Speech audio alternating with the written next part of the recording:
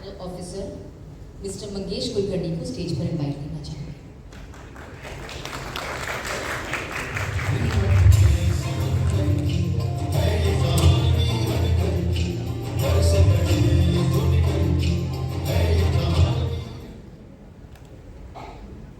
आप सभी का धन्यवाद आज हमारे साथ यहाँ उपस्थित होने के लिए। शो के बारे में जूही ने बहुत अच्छे से आपको बहुत सारी चीज़ें बताई हैं। एक चीज़ यहाँ मैं बोलना चाहूँगा कि ये कहा जाता है अक्सर कि we live in an era of communication. बहुत सारे हमारे सबके हाथ में अमूमन घर में हर किसी के पास आज मोबाइल होता है। हर मोबाइल पे एक से ज़्यादा ही कुछ मैसेजिंग या कम्युनिकेशन डिवाइस होते हैं। बहुत सारे ज़रिए मिल गए हैं और बहुत सारे ज़रियों से हम हमेशा एक दूसरे के साथ जुड़े रहते हैं। जुड़े रहना और कम्युनिकेशन के दोनों एक ही चीज़ है। कम्युनिकेशन को हिंदी में संवाद बोला जाता है और संवाद का मतलब है एक कोई बात कहने वाला हो और एक कोई बात सुनने वाला हो। बात जब कही जाए, सुनी और समझी जाए तो ही कम्युनिकेशन पूरा होता है, तो ही संवाद पूरा होता है। और यही एक चीज़ अक्सर पाई गई है कि जब सुनने वाला ना हो या सुनना जब कम हो जाए तो बातें होना भी धीरे धीरे बंद हो जाता है, कम हो जाता है। और बहुत सारी चीज़ें जब कहनी बंद हो जाती हैं तो कहीं ना कहीं दर्द बनकर अंदर के अंदर चली जाती है।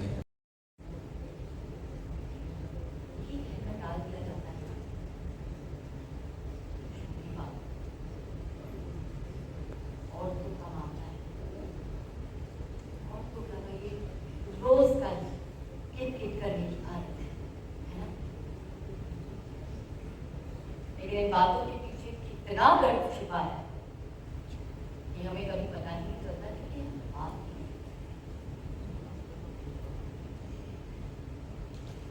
मेरी इस बात का आप अंदाजा लगा सकते हैं जब आपको ये पता चलेगा कि पिछली रिपोर्ट एक साल में देश भर में महिलाओं के खिलाफ अपराध के 4.5 लाख से भी ज्यादा मामले दर्ज हुए हैं। 4.5 लाख। इनमें से 1 लाख से ज्यादा मामले सिर्फ उत्तर प्रदेश और महाराष्ट्र से आए। और जनसंख्या के हिसाब से अगर हम जाएं तो सबसे ज्यादा मामले दिल्ली, अरुणाचल प्रदेश और झारखंड के पाए गए। हमारे ही देश में साल भर में दहेज की वजह से 6,000 से भी ज्यादा महिलाओं की जान चली जाती है।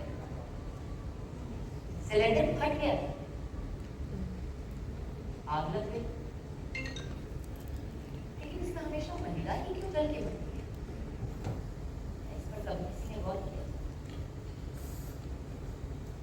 लगभग 36% महिलाओं में आत्महत्या की सबसे बड़ी वजह है पारिवारिक समस्याएं।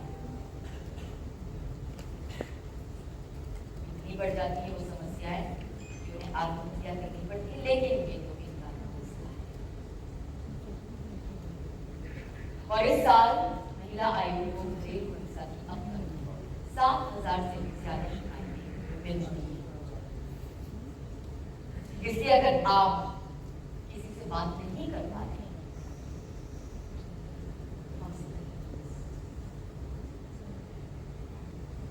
वैसे तकलीफ और मुश्किलों का मतलब दुख नहीं होता। जिस तरह आग सुना निकलता है, वैसे ही कुछ कहानियां हमें उम्मीद है कि ये मुश्किल वक्त हमें भी देशभक्ति बनाएगा। भाई बहन के बीच 18 साल बाद चुप्पी कितने यानी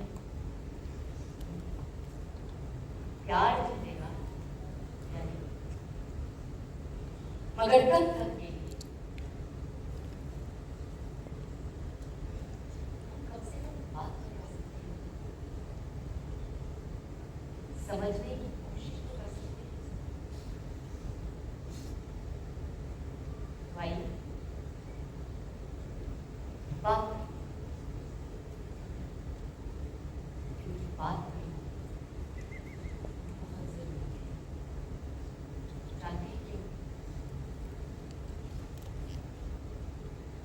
बात करने से ही बात करते हैं। 1 सितंबर से सोमवार से शुक्रवार शाम 6:30 बजे हमारे घर मैं आपकी अपनी आपसे आपकी अपनी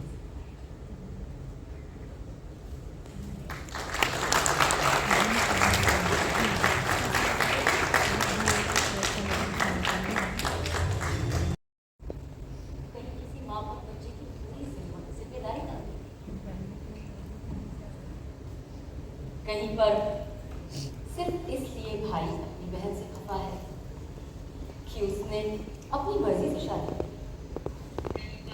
तो कहीं पर सास इसलिए नाराज है वीडियो से कि वो वीडियोस बनाती है। कहीं भाभी अपनी ननद को उसके घर में उसका हिस्सा नहीं देना चाहती, तो कहीं ननद भी भाभी के घर में उसकी गृहस्थी को कंट्रोल जमाए। हर रिश्ते के अपने अपने दुख हैं, सबकी अपनी अपनी शिकायत है, लेकिन दर्द सिर्फ एक हमारी सुनने वाला कोई नहीं। जिंदगी की दौड़ में शायद हम इतने उलझ चुके हैं कि उन लोगों को अहमियत देना भूल जाते हैं जो हमारे लिए सबसे खास है। रिश्ते हम लोगों जो हमारी जिंदगी में सबसे ज्यादा मायने रखते हैं। और एक दिन एक ही छोटी छोटी समस्याएं बड़ी हो जाती हैं।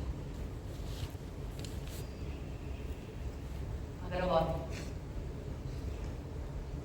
क्योंकि अब आपके लिए हमने घर वही मंच लेकर आए हैं जहां आपकी बात निष्पक्ष होकर सुना जाए।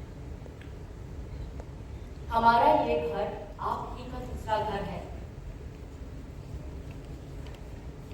मैं आपके दोस्त, बहन, बेटी, दीदी आपकी बात